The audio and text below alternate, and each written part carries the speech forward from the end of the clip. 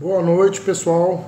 Então, olha só, vamos começar a nossa aula de hoje de uma maneira um pouco diferente aí, com autorização do MEC e autorização da faculdade. Nós estamos fazendo esse vídeo aí como aula em virtude da situação que está acontecendo aí, que todo mundo já tem conhecimento. Então, pessoal, é um vídeo caseiro, feito direto do celular, ele não tem a qualidade de um profissional. Mas vamos lá. Olha só, dando continuidade da nossa última aula, eu estou mandando para vocês agora a apostila que foi trabalhada em outras aulas, e nas aulas passadas nós tínhamos trabalhado o CPC, então nós tínhamos visto o artigo 6º. Hoje nessa aula, pessoal, nós vamos ler alguns conceitos que estão na apostila e vamos trabalhar apenas 3 artigos, tá? O artigo 7, 8 e 9 e 10, desculpa, 4 artigos, tá? Do 7 ao 10. E responder algumas questões para o professor, valendo 1 ponto na nota parcial e valendo presença na aula de hoje, tá ok? E tem um prazo aí até segunda-feira, dia 30, para postarem as devidas respostas no sistema, tá? Então vamos lá. Pessoal, na apostila, dando sequência, tá? Nós vamos ter que, antes de ler os artigos, falaram aqui uns 2, 3 conceitos. Vamos para o conceito de cognição. O que seria cognição? Que está na apostila. Acompanhe aí, o professor está com a apostila aqui. Cognição é a técnica utilizada pelo juiz através de considerações, análise e valoração das alegações e provas produzidas pelas partes para formar o seu juízo de valor acerca das questões suscitadas no processo, a fim de dar as decisões.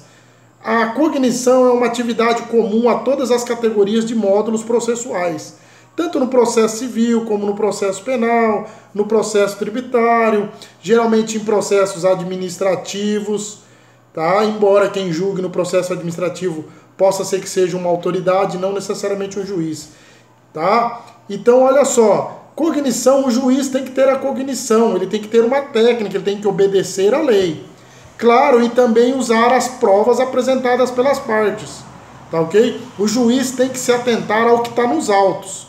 Isso é cognição, tá ok? Isso é cognição, tá bom? Então nós vamos aqui, pessoal, para a nossa leitura de hoje, do artigo 7º. O professor vai ler o artigo 7º e fazer um comentário.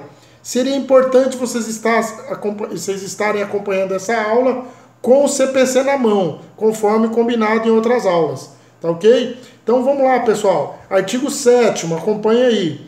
É assegurado às partes paridade de tratamento em relação ao exercício de direitos e faculdades processuais, aos meios de defesa, aos ônus, aos deveres e a aplicação de sanções processuais, competindo ao juiz zelar pelo efetivo contraditório. Pessoal, isso aqui foi considerado um avanço no atual CPC nosso, que é de 2015, que a gente costuma dizer que é o novo CPC. Por que ele foi considerado um avanço? A lei está impondo ao julgador, além da cognição obrigatória, ele tem que dar paridade de tratamento. O que seria paridade de tratamento? As partes têm que litigar em igualdade de condições, ok? Quer dizer, tem que ter todas as fases processuais, tá ok? Então tem que ter o efeito ao contraditório, tá? Um exemplo para vocês entenderem. Possivelmente vocês não têm um advogado ainda, tem gente que na sala que já trabalha com advocacia. Por exemplo, você tem direito a se manifestar em defesa em todos os documentos que são juntados aos autos, né? Depois que passou a fase de defesa, a parte inicial, antes de citar da outra parte o requerido, não pode mais juntar nenhum tipo de documento, a não ser que seja um fato novo, que ele comprove, depois a gente vai estudar isso mais para frente, de que ele não tinha acesso a esse documento antes. Então é o direito ao contraditório. Eu preciso saber quais são as provas que estão sendo usadas contra mim no processo civil. Por exemplo, vai citar a outra parte. Hoje é tudo eletrônico pelo PJE. Eu tenho que ter direito ao acesso aos autos para ver quais são os eventuais documentos juntados contra mim. É uma paridade de tratamento, junto com o efeito contraditório. Então esse aqui é o artigo 7º, ok? Vamos para o artigo 8º, tá? Vou dar uma lida nele e fazer comentário. Ao aplicar o ordenamento jurídico, o juiz atenderá aos fins sociais e às exigências do bem comum, resguardando e promovendo a dignidade da pessoa humana, observando a proporcionalidade, a razoabilidade, a legalidade, a publicidade e a eficiência. Pessoal, também foi considerado um avanço. Por que foi considerado um avanço? Porque ele também não tinha dispositivo no antigo CPC de 1973. Então, pessoal, qual que é o fim social e a exigência do bem comum? O que é o fim social? O fim para qual existem as leis. Então ele tem um fim social. Eu penso, cada autor pensa de um jeito, mas o fim social de apaziguar e trazer solução de conflitos. Esse seria o fim social. Tem outros autores que têm outros entendimentos sobre os fins sociais. E também dignidade da pessoa humana. Tá ok? E a gente não precisa explicar para entender muito que o juiz tem que agir dentro da razoabilidade, da legalidade, da publicidade e da eficiência. Ok? Então esse aqui é o artigo 8º. Vamos para o artigo 9º. O artigo 9º do CPC. O professor está lendo aqui e fazendo os comentários. Olha só, no artigo 9º do CPC, observem aí. Não se proferirá decisão contra uma das partes sem que ela seja previamente ouvida. Olha, gente, o que o artigo traz? Normalmente é o efeito ao contraditório. Tá? A regra, cuidado, no direito tem muitas exceções. Nós vamos falar dela agora. A regra é que o juiz não pode dar uma decisão sem ouvir a parte contrária. Agora, olha só. Esse disposto no caput desse artigo 9º, ele não se aplica às tutelas provisórias de urgência. Tá? O que nós vamos colocar como efeito de tutela jurídica de urgência? Vamos falar primeiro de tutela jurídica. Tutela significa defender, amparar ou proteger alguém, tá? Ok? Geralmente proteger a parte mais frágil, tá? Já a jurisdição, nesse caso, pode ser vista como atividade do Estado de se compor processualmente os conflitos. Então, de novo, tutela jurídica é a proteção que o Estado dá para as partes. Tá ok? Agora, o que acontece? Existe tutela provisória de urgência. Nos casos em que se admite essa tutela, e nós não vamos falar nessa aula, que eu tenho que preparar uma aula especial sobre a tutela provisória de urgência, que a gente chama de, antigamente, vocês conhecem como as liminares.